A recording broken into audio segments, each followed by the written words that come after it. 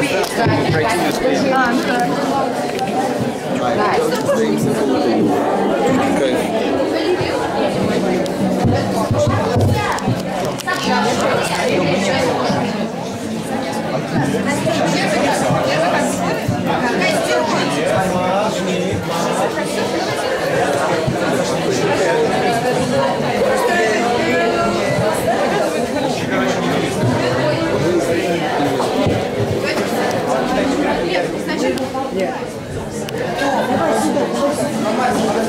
Сатошу потеряли. Она в туалете, сейчас придет. Вы предупредите, что у нас? Она потом может присоединиться. Она нам вначале не нужна. Она нам нужна, она же Аю. Вот, все, идет. Давай. Второй карт. Не доваливайте.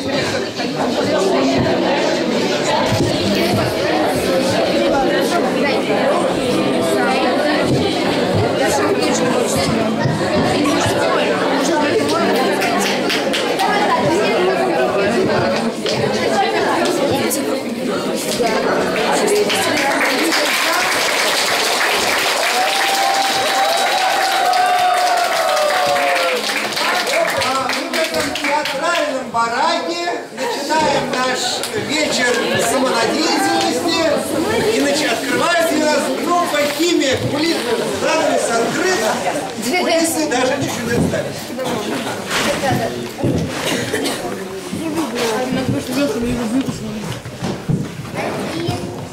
Ой, карту утопили, надежда, мой компас земной, а удача награда спелась. Катя, греби, блин, холодно же!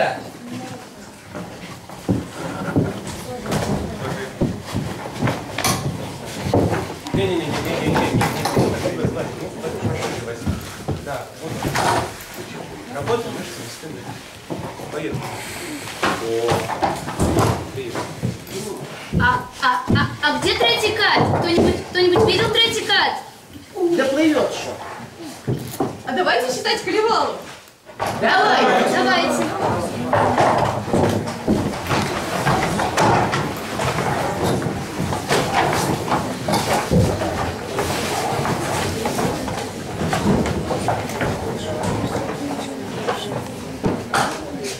Старый, верный, вяйный Мёйден проводил покойно время в чащах вяйного-зеленых, на полянах колевалых. Распевал свои он песни, песни мудрости великие. День за днем все пел он песни, и ночами распевал их.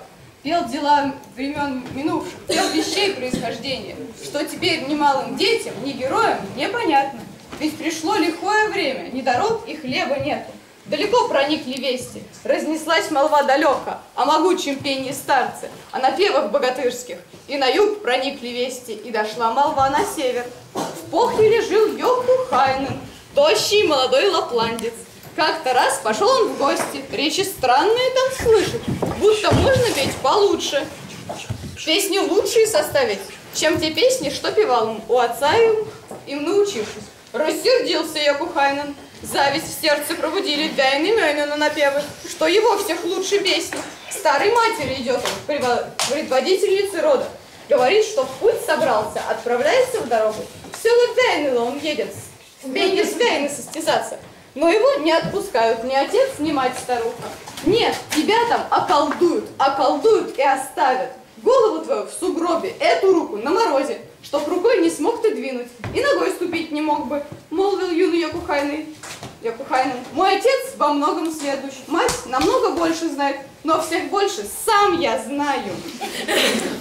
Если я хочу поспорить и с мужами состязаться, постромлю певцов я пением, чародеев зачарую, так спою, что кто был первым, тот певцом последним будет. Я его обую в камень, ноги в дерево одену, наложу на грудь каменьев, на спину дугу из камня, там из камня рукавицы шлемом каменным покрою. Так упрямый он решает и берет коня в конюшне. Из ноздрей огонь пылает, брежут искры под копытом. Он ждал коня лихого, запряг в золотые сани. Сам уселся он на сани, сел удобно на сиденье и коня кнутом ударил. бьет кнутом жемчужной ручкой. Вот уж дом родной далеко, скачет день, другой день скачет, третий день он быстро мчится. А когда прошел и третий, прибыл к Вяйналы полянам и к просторам Клевалам. Старый, верный Вяйный Мяйнен, вековечный прорицатель, был как раз на той дороге. По пути тому он ехал среди Вяйналы полянок по Дубравам Клевалы. Йокухайнен, юный, буйный, на него наехал быстро. Тут они остановились, стали оба размышляя. И промолвил Вяйный Мяйнен: ты откуда это родом, что так скачешь безрассудно, не спросяся, наезжаешь? Молвил юный Йокухайнен, сам сказал слова такие: молодой я Йокухайнен, но теперь и ты скажи мне, ты дрянной, откуда родом? Из какой семьи негодный? Старый верный Вяйный Мяйнен называет свое имя, говорит слова такие: так ты, юный Йокухайнен, уступи-ка мне дорогу, ты годами помоложе. Молодой же Йокухайнен говорит слова такие: тут важна не наша старость или юность. Кто стоит в познаниях выше, больше мудрости имеет, только тот займет дорогу, а другой ему уступит. Так ты, старый Вяйный Мяйнен, вековечный песнопевец, приготовимся же к пению, пропоем мы наши песни, мы прослушаем друг друга и откроем состязание. Старый верный Вяйный Мяйнен говорит слова такие: что ж, певец я безыскусный, песнопевец неизвестный. Жизнь я прожил одиноко, по краям родного поля, посреди полян родимых, слышал там одну кукушку. Ну, пусть будет кто как хочет. Ты дозволь себя послушать. Что ты знаешь больше прочих? Чем ты прочих превосходишь? Молвил юный Йокухайнен, говорит слова такие: я вот знаю про синицу, что она породы птичьей, из породы змей гадюка. Пьешь в воде, породы рыбьей, размягчается железо, а земля перекисает. Кипятком обжечься можно, жар огня весьма опасен. Всех лекарств вода старее, пена — средство в заклинаниях. Первый чародей — создатель, Бог — древнейший исцелитель. Из горы вода явилась, а огонь упал к нам с неба. Стала ржавчина железом, на утесах медь родится. Всех землей старей — болото, ива старше всех деревьев.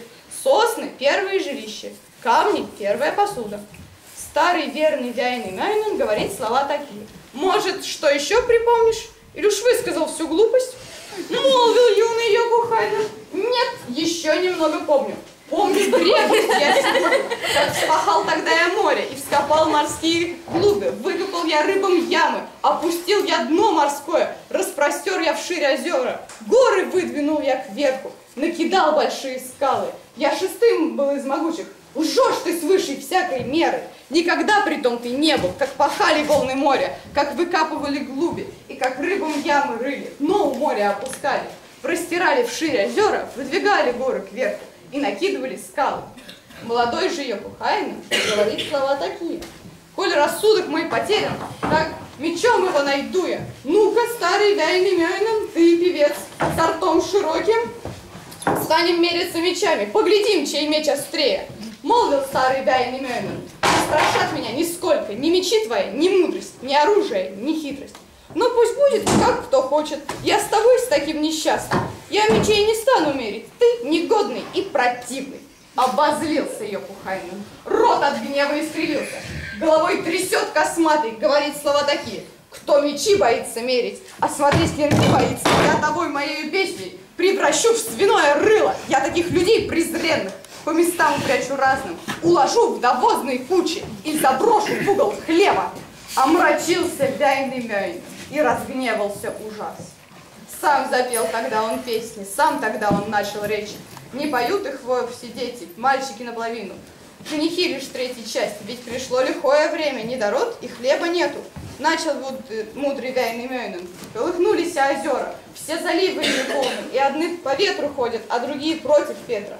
Вновь запел, и Йокухайнен погрузился в топе глубже. Молвил юный Йокухайнен: два коня в моей конюшне, жеребцов прекрасных пара, и один летит, как ветер, а другой силен в упряжке. Выбирай, какого хочешь. Молвит старый Вяйный Мяйнен: мне коней твоих не нужно, жеребцов твоих хваленных. У меня их дома столько, что стоят при каждых яслях и стоят во всяком стойле, на хребтах с водой чистой, на крестах с пудами жира. Вновь запел Йокухайнен, погрузился в топе глубже. Наконец уж Йокухайнен и совсем перепугался. Он до рта ушел в трясину, с бородой ушел в болото, в рот набился мох с землей, а в зубах кусты завязли. Молвил юный Йокухайнен: «О ты, мудрый вяйный мянин, вековечный прорицатель, вороти назад заклятие, жизнь оставь мне, дорогую, отпусти меня отсюда, затянула топь мне ноги, от песку глазам уж больно. Если ты возьмешь заклятие, злой свой заговор воротишь, дам тебе сестру я Айна, дочку матери любимой, будет мыть твою одежду, печь медовые лепешки». Старый верный вяйный мянин просиял, развеселился. Рад он был, что Йокухайнен в жены даст сестру родную. На скале веселый сел он, сел на камень и распелся. Спел немного, спел еще раз, в третий раз пропел немного, повернул слова святые, взял назад свои заклятия. Вышел юный Йокухайнен из болота, тащит шею, тащит бороду из топи. Он спешит усесться в сани, опуститься на сиденье. Уезжает с тяжким сердцем, грустно едет он оттуда. К милой матери он едет, он к родителям стремится. Он помчался с страшным шумом, к дому бешено подъехал, а Богвин сломал сани и оглобли ворота. Мать не знает, что подумать, а отец промолвил слово: «Глупо сделал, что сломал ты эти сани и оглобли. Что ты едешь, как безумный, словно бешеный ключам». И заплакал Йокухайнен, плачет горькими слезами, головой поник уныло, шапка на сторону сбилась, губы сжаты, побледнели, нос повесил он печально. Мать узнать, в чем дело хочет, хочет дело поразведать. Ты о чем всю ночь плачешь? Чем мой первенец расстроен? Губы сжаты, побледнели, нос повесил печально. Молвил юный Йокухайнен: «Ох ты ж, мать моя родная, ведь со мной беда случилась, ведь со мной ненастье было, не без повода я плачу, есть причина для печали, век свой слез не осушу, я буду жизнь вести в печали, ведь сестрицу дорогую, дочь свою родную, Айна, вяйный мянину я отдал, чтоб певцу была женою, старцу слабому опорой, в доме хилому защитой». Мать захлопала в ладоши и встряхнула. Говорит слова такие: «Ты не плачь, мой сын родимый, нет тебе причины плакать, нет причины для печали. Я жила надеждой этой, много лет я ожидала, чтоб герой могучий этот, песнопевец вяйный мянин, стал моим желанным зятем, мужем дочери родимой». Слышит то молодая Айна, плачет горькими слезами, плачет день, другой день плачет, на крыльце сидит рыдая, плачет жалобно от горя, от сердечной злой печали. Говорит тут мать ей стала: «Что ж ты плачешь, дочка Айна, у тебя жених могучий, к мужу сильному идешь ты, чтоб сидеть там под окошком, у запора тараторить». Дочь на это молвит слово: «Ох ты ж, мать моя родная, есть о чем, родная, плакать. Жаль мне кос моих прекрасных и кудрей головки юных, жаль волос девичьих, мягких. Мне так рано их закроют, с этих лет мне их завяжут. Я и всю жизнь жалеть я буду. Это солнце дорогое, этот месяц ясный, тихий, этот синий свод небесный. Если мне их бросить надо, если надо мне забыть их, браться у станка с работой, под окном отца родного». Мать же дочери сказала, молодой старуху молвит: «Брось ты, глупая печали, горемычное стенание, плачешь ты без основания и тоскуешь без причины. Божье солнце, дорогое, озаряет всюду землю, ни одно отца окошко, ни одну скамейку брата. Есть повсюду много ягод, на полянах земляники. Ах ты, доченька, ты можешь там набрать их, а не только по лесам отца родного, на полях родного брата». Подождите, ребят, кажется, третий кат на горизонте! Третий кат! Ребят, я придумала новый дейли челлендж сегодня. Короче, нам нужно 20 песен, ну что-то типа, про побег или про скорость. В общем, предлагаю начать. Нас не догонят, нас не догонят, нас не догонят. Вы и так последний. Завал! Опять ли баллон на камень сел?